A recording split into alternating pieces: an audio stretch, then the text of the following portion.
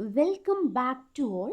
Public health and sanitary engineering എന്ന പാഠഭാഗത്തെ 6ാമത്തെ video ആണിത്. നമുക്ക് വീഡിയോയിലോട്ട് കടക്കാം. ഇവിടെ സാനിറ്ററി എഞ്ചിനീയറിങ്ങിൻ്റെ ഇമ്പോർട്ടൻസ്, അതിൻ്റെ പ്രാധാന്യമാണ് നമ്മൾ പറയാൻ പോകുന്നത്.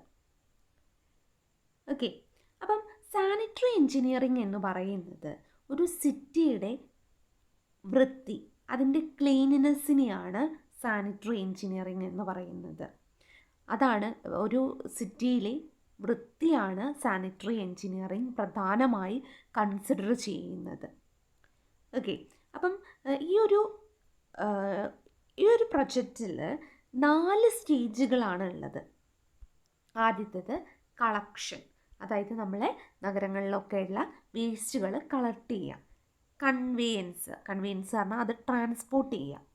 ഓക്കെ, പിന്നെ അതിനെ ട്രീറ്റ്മെൻറ്റ് നടത്തുക, എന്നിട്ട് ഡിസ്പോസ് ചെയ്യുക. ഈ 4 സ്റ്റേജായിട്ടാണ് നമ്മുടെ സാനിറ്ററി എഞ്ചിനീയറിങ്ങിനെ ഡിവൈഡ് ചെയ്തിട്ടുള്ളത്. നമ്മൾ നേരത്തെ പഠിച്ചിട്ടുണ്ട്, വേസ്റ്റുകൾ പഠിക്കുമ്പോൾ പഠിച്ചിട്ടുണ്ട്. റിഫ്യൂസ് എന്താണ്? എല്ലാ തരത്തിലുള്ള വേസ്റ്റുകളെയും മൊത്തമായി നമ്മൾ പറയുന്ന പേരാണ് റിഫ്യൂസ് എന്ന് പറയുന്നത്. ഓക്കെ, അപ്പോൾ നമ്മൾ ഇൻഡസ്ട്രിയിൽ നിന്നും അതുപോലെ തന്നെ നമ്മൾ വീടുകളിൽ റെസിഡൻഷ്യൽ ബിൽഡിങ്ങുകളിൽ നിന്നൊക്കെ കിട്ടുന്ന വേസ്റ്റുകൾ കളക്ട് ചെയ്യും, എന്നിട്ട് അത് കൺവേ ചെയ്യും. ഡിസ്പോസ് ചെയ്യാൻ വേണ്ടിയിട്ട് അത് കൺവേ ചെയ്യും. അത് കൺവേ ചെയ്യുന്നത് മെക്കാനിക്കൽ ട്രാൻസ്പോർട്ട് വഴിയായിരിക്കും, അല്ലെങ്കിൽ with the help of water ആയിരിക്കും. ഓക്കെ, അപ്പം ഇതിലെന്താ പറയുന്നത്? റിഫ്യൂസ് വേസ്റ്റുകൾ ഇൻഡസ്ട്രിയിൽ നിന്നും റെസിഡൻഷ്യൽ ഏരിയാസിൽ നിന്നൊക്കെ ഉള്ള റിഫ്യൂസ് വേസ്റ്റുകൾ അത് കളക്ട് ചെയ്തിട്ട് അത് കൺവേ ചെയ്യും, എന്നിട്ട് ഡിസ്പോസ് ചെയ്യുകയാണ് ചെയ്യുക, അല്ലേ?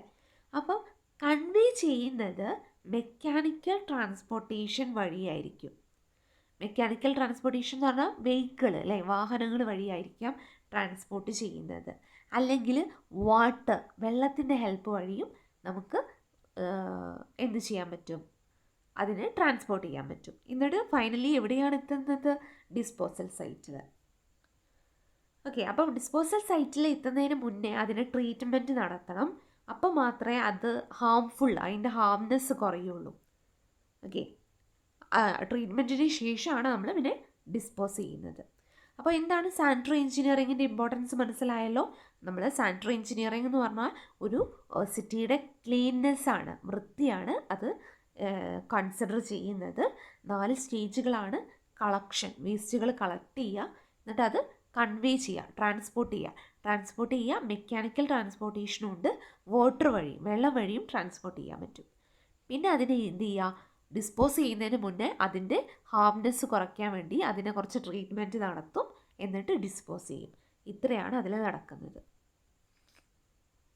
ഇനി നമ്മൾ പറഞ്ഞിട്ടുണ്ട് റിഫ്യൂസ് എന്ന് പറഞ്ഞാൽ എന്താ? ഒരു എല്ലാ തരത്തിലുള്ള വേസ്റ്റുകളെ, അല്ലേ, നമുക്ക് ഗാർബേജ് എന്താണെന്ന് അറിയാം. അതേപോലെ തന്നെ ഗാർബേജും റബ്ബിഷും ഒക്കെ അത് നമ്മൾ പഠിച്ചിട്ടുണ്ട്, അല്ലേ? അപ്പോൾ അതൊക്കെ കൂടെയുള്ള വേസ്റ്റാണ് റിഫ്യൂസ്.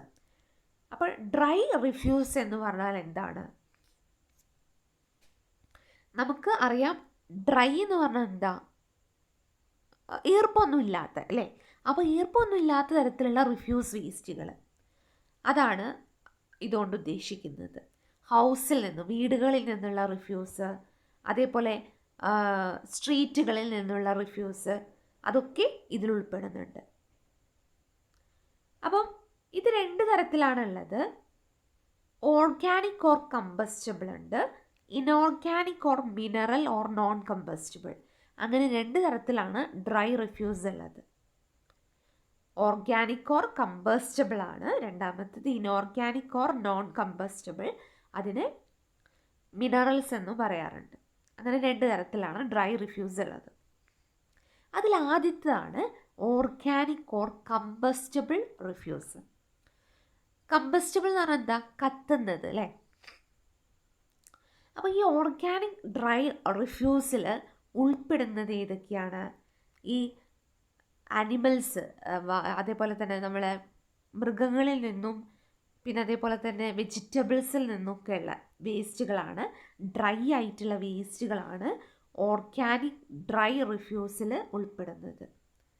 ഓക്കെ, അതിൽ കൗ ഡങ്ക്, അതായത് പശുവിൽ നിന്നുള്ള ചാണകം, അതേപോലെ തന്നെ പക്ഷികളുടെ എക്സ്ക്രീറ്റ, മരത്തിൽ നിന്നുള്ള ലീവ്സുകൾ, ഇലകൾ, പേപ്പറുകൾ, ഇതൊക്കെ തന്നെ ഓർഗാനിക് ഡ്രൈ റിഫ്യൂസിൽ ഉൾപ്പെടുന്നുണ്ട്. ഇതിന് പുറമെ കണ്ടാമിനേറ്റഡ് ആയിട്ടുള്ള മീറ്റ്, അതായത് മീറ്റ് എന്ന് പറഞ്ഞാൽ മാംസം അല്ലേ, അത് കണ്ടാമിനേറ്റഡ് ആയിട്ടുള്ള മാംസം, അതേപോലെ തന്നെ സ്പോയിൽഡ് ആയിട്ടുള്ള ഫുഡുകൾ, ബാഡ് ഫിഷുകൾ, പിന്നെ അതേപോലെ തന്നെ ഹൗസിലെ വേസ്റ്റുകൾ, മാർക്കറ്റിൽ നിന്നുള്ള റിഫ്യൂസ്, ഇതൊക്കെ ഇത്തരത്തിലുള്ള ഓർഗാനിക് ഓർ കമ്പസ്റ്റബിൾ ഡ്രൈ റിഫ്യൂസിൽ ഉൾപ്പെടുന്നുണ്ട്. ഇത് വളരെ ഡേഞ്ചറസ് ആണ്, പബ്ലിക് ഹെൽത്തിനും വളരെ ഡേഞ്ചറസ് ആണിത്. പക്ഷേ ഇത് നല്ലൊരു ഫെർട്ടിലൈസറാണ്, നല്ലൊരു വളമാണിത്. ഓക്കെ, അപ്പോൾ organic or combustible dry refuse എന്താണ്? അത് ഓർഗാനിക് ആയിരിക്കും, ആ റിഫ്യൂസ് ഓർഗാനിക് ആയിരിക്കും. അതിലെന്തൊക്കെ ഉണ്ടാവും? ഡ്രൈ ആനിമൽ ആൻഡ് വെജിറ്റബിൾ റിഫ്യൂസുകൾ ഉണ്ടാവും, കൗ ഡങ്ക്, ബേർഡ്സിൻ്റെ എക്സ്ക്രീറ്റ, ട്രീസിൻ്റെ ലീവ്സ്, പേപ്പർ, അതൊക്കെ. പിന്നെ അതേപോലെ തന്നെ contaminated meat, spoiled food stuff, bad fish, അതൊക്കെ ഉൾപ്പെടുന്നു. ഇത് ഹൈലി ഡേഞ്ചറസ് ആണ്, അറ്റ് ദ സെയിം ടൈം അത് നല്ലൊരു ഫെർട്ടിലൈസറാണ്. ഇനി inorganic or mineral or non combustible dry refuse ആണ് പറയാനുള്ളത്. അപ്പം ഇതിൽ എന്താണ്? ഇനോർഗാനിക് നേച്ചറാണ്. അതിൽ സാധാരണ ഇത് നോൺ കമ്പസ്റ്റബിൾ എന്ന് പറഞ്ഞാൽ എന്താണ്? നോൺ കമ്പസ്റ്റബിൾ മെറ്റീരിയൽ, കത്തുന്നതല്ല അല്ലേ. നേരത്തത് കമ്പസ്റ്റബിൾ ആയിരുന്നു, ഇത് നോൺ കമ്പസ്റ്റബിൾ ആണ്. ഇതിൽ ഗ്രിറ്റ്, അതേപോലെ ഡസ്റ്റുകൾ, പൊടികൾ, മഡുകൾ, മെറ്റൽസിൻ്റെ മഡുകൾ, ഗ്ലാസുകൾ, ടൈലുകൾ, ബിൽഡിങ്ങിൻ്റെ കുറേ മെറ്റീരിയൽസ്, ബിൽഡിംഗ് വേസ്റ്റുകൾ, ഇതൊക്കെയാണ് ഇനോർഗാനിക് ഡ്രൈ റിഫ്യൂസിൽ ഉൾപ്പെടുന്നത്. It is not liable to any decay and hence it is not harmful to the public health. ഇതിന് ഡിക്കേ സംഭവിക്കുന്നില്ല, കാരണം ഇതെന്താണ്? ഇനോർഗാനിക് നേച്ചറാണ് അല്ലേ. അതുകൊണ്ട് തന്നെ ഇതിന് ഡിക്കേ സംഭവിക്കുന്നില്ല. പക്ഷേ ഡിക്കേ സംഭവിക്കാത്തതുകൊണ്ട് തന്നെ അത് പബ്ലിക് ഹെൽത്തിന് ഒരിക്കലും ഹാർംഫുൾ അല്ല. ഓക്കെ, ഇനി ടൈപ്പ് ഓഫ് സീവീജ് ആണ് നമുക്ക് പഠിക്കാനുള്ളത്. നമ്മൾ സീവീജ് പഠിക്കുമ്പോൾ പറഞ്ഞിട്ടുണ്ടായിരുന്നു, സീവീജ് എന്തായിരുന്നു? നമുക്കറിയാം, സീവീജിൽ നമ്മൾ സ്റ്റോം സീവീജും സാനിറ്ററി സീവീജുമാണ് ഈ സീവീജിൽ ഉൾപ്പെടുന്നത് അല്ലേ. ഒരു പബ്ലിക്കിൻ്റെ ലിക്വിഡ് വേസ്റ്റാണ് സീവീജ് എന്ന് പറയുന്നത്.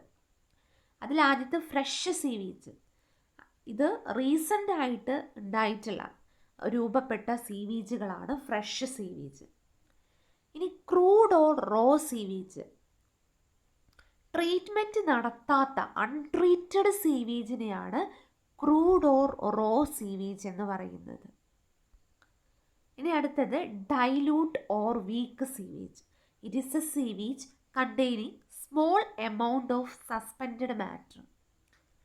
ചെറിയ എമൗണ്ട് സസ്പെൻഡഡ് മാറ്ററുകൾ ഉള്ള സീവീജാണ് ഡൈലൂട്ട് ഓർ വീക്ക് സീവീജ്. അതിലെന്തുണ്ടാവും? ചെറിയ എമൗണ്ടേ സസ്പെൻഡഡ് മാറ്ററുകൾ ഉണ്ടാവുള്ളൂ. ഇനി അടുത്തത് സെപ്റ്റിക് സീവീജ്. അപ്പോൾ ഇതിൻ്റെ ഒരു പ്രത്യേകത എന്ന് പറഞ്ഞാൽ, ഇതിന് ഡിക്കമ്പോസിഷൻ സംഭവിക്കുമ്പം നമുക്ക് വളരെ സഹിക്കാൻ പറ്റാത്ത ഒരു ഒഫൻസീവായിട്ടുള്ള ഓർഡർ എന്ന് പറഞ്ഞാൽ മണം ഉണ്ടാവും ഇതിന് ഡിക്കമ്പോസിഷൻ സംഭവിക്കുമ്പോൾ. അതാണ് സെപ്റ്റിക് സീവീജിൻ്റെ പ്രത്യേകത. ഇനി ഡൊമസ്റ്റിക് ഓർ സാനിറ്ററി സീവീജ്. ഇത് വീടുകളിൽ രൂപപ്പെടുന്ന ലിക്വിഡ് വേസ്റ്റുകളാണ്. വീടുകളിൽ, അതേപോലെ തന്നെ ഇൻസ്റ്റിറ്റ്യൂഷൻ, ബിസിനസ് ബിൽഡിങ്, ഇവിടെയൊക്കെ രൂപപ്പെടുന്ന ലിക്വിഡ്, ദ്രാവകാവസ്ഥയിലുള്ള വേസ്റ്റുകളാണ് ഡൊമസ്റ്റിക് ഓർ സാനിറ്ററി സീവീജ്. ഇനി സ്റ്റോം വാട്ടർ ഓർ സ്റ്റോം സീവീജ് എന്താണ്? ഇത് നമുക്കറിയാം, സർഫസ് റൺ ഓഫ് അല്ലേ, അതായത് നമ്മുടെ ഭൂമിയുടെ എർത്തിന് മുകളിലുള്ള run off which is collected during and immediately following A rainfall. അതായത് റെയിൻഫോൾ, മഴയുണ്ടാവുമ്പോൾ എന്തുണ്ടാവും, സർഫസിൽ റൺ ഓഫ് ഉണ്ടാവും അല്ലേ. അപ്പോൾ അതുമൂലം ഉണ്ടാവുന്നതാണ് സ്റ്റോം വാട്ടർ അല്ലെങ്കിൽ സ്റ്റോം സീവേജ്, മഴവെള്ളം കൊണ്ട് രൂപപ്പെടുന്ന സീവേജ്. ഓക്കെ, അതായത് നമുക്കറിയാം മഴവെള്ളം നമ്മുടെ ഭൂമിയുടെ സർഫസ് കൂടെ റൺ ഓഫ് ചെയ്യുന്നുണ്ട് അല്ലേ. എല്ലാ മഴവെള്ളവും ഭൂമിയുടെ അടിയിലേക്ക് എന്ത് ചെയ്യുന്നില്ല, പെനിട്രേറ്റ് ചെയ്തു പോകുന്നില്ല. കുറച്ച് വെള്ളം എന്ത് ചെയ്യും, റൺ ഓഫ് ചെയ്യും. അപ്പോൾ അങ്ങനെയുള്ള റൺ ഓഫ് ചെയ്തിട്ടുള്ള വാട്ടർ, റെയിൻ വാട്ടർ, അതെന്ത് ചെയ്യും, സ്റ്റോം സീവേജ് ആയിട്ട് മാറുന്നത്. ഓക്കെ, ഇനി ഇൻഡസ്ട്രിയൽ സീവേജ് ആണ് നമുക്ക് പഠിക്കാനുള്ളത്. ഇൻഡസ്ട്രികളിൽ രൂപപ്പെടുന്ന സീവേജുകളാണ് ഇൻഡസ്ട്രിയൽ സീവേജ്. ഓക്കെ, ഇനി ലാസ്റ്റ് ആൻഡ് ഫൈനൽ വൺ ആണ് കമ്പൈൻഡ് സീവേജ്. ഇതെന്ന് പറഞ്ഞാൽ സാനിറ്ററി സീവേജിൻ്റെയും സ്റ്റോം സീവേജും കമ്പൈൻ ചെയ്തിട്ടാണ് കമ്പൈൻഡ് സീവേജ് ഉണ്ടാവുക, വിത്തൗട്ട് ഇൻഡസ്ട്രിയൽ വേസ്റ്റ്. ഇതിൽ ചിലപ്പോൾ ഇൻഡസ്ട്രിയൽ വേസ്റ്റ് ഉണ്ടാവാം, ചിലപ്പം ഇൻഡസ്ട്രിയൽ വേസ്റ്റ് ഇല്ലാതെയും ഇരിക്കാം. അതാണ് കമ്പൈൻഡ് സീവേജ്. കമ്പൈൻഡ് സീവേജിൽ എന്തുണ്ടാവും, സാനിറ്ററി സീവേജും ഉണ്ടാവും, സ്റ്റോം സീവേജും ഉണ്ടാവും. അതാണ് അതിൻ്റെ പ്രത്യേകത. ഓക്കെ, ഇനി നമുക്ക് സീവേഴ്സിൻ്റെ ക്ലാസിഫിക്കേഷൻ നോക്കാം. അപ്പോൾ ഇതെന്ന് പറഞ്ഞാൽ 2 തരത്തിലാണ് ക്ലാസിഫിക്കേഷൻ ചെയ്തിട്ടുള്ളത്. According to type of sewage, ഏത് സീവേജ് ആണ് എന്നതിനനുസരിച്ച്. രണ്ടാമത്തേത് അതിൻ്റെ സീവേജിൻ്റെ സീവറിൻ്റെ ലേ ഔട്ട് അനുസരിച്ചിട്ട്. അങ്ങനെ 2 ക്ലാസിഫിക്കേഷനാണ് സീവറിനുള്ളത്. സീവർ എന്ന് പറഞ്ഞാൽ എന്താ, നമ്മൾ സീവേജ് കൊണ്ടുപോകുന്ന പൈപ്പാണ് അല്ലേ. അപ്പം അതിൻ്റെ ഏത് സീവേജ് ആണോ ആ പൈപ്പിലൂടെ കൊണ്ടുപോകുന്നത് അതിനനുസരിച്ച് ക്ലാസിഫൈ ചെയ്തിട്ടുണ്ട്. പിന്നെ അതിൻ്റെ ലേ ഔട്ടിനനുസരിച്ചും ക്ലാസിഫൈ ചെയ്തിട്ടുണ്ട്. ആദ്യത്തേത് സാനിറ്ററി സീവറാണ്. അപ്പോൾ എന്തായിരിക്കും, ഈ പേര് പോലെ തന്നെ അതിലൂടെ കടന്നു പോകുന്ന സീവേജ് എന്തായിരിക്കും, സാനിറ്ററി സീവേജ് ആയിരിക്കും ഉണ്ടാവുക. It is the sewer intended to carry sanitary or domestic sewage and industrial waste if permitted. അപ്പോൾ ഇതിൽ മെയിനായിട്ടും സാനിറ്ററി അല്ലെങ്കിൽ ഡൊമസ്റ്റിക് സീവേജ് ആണ് ഈ ഒരു സീവറിലൂടെ ഉണ്ടാവുക.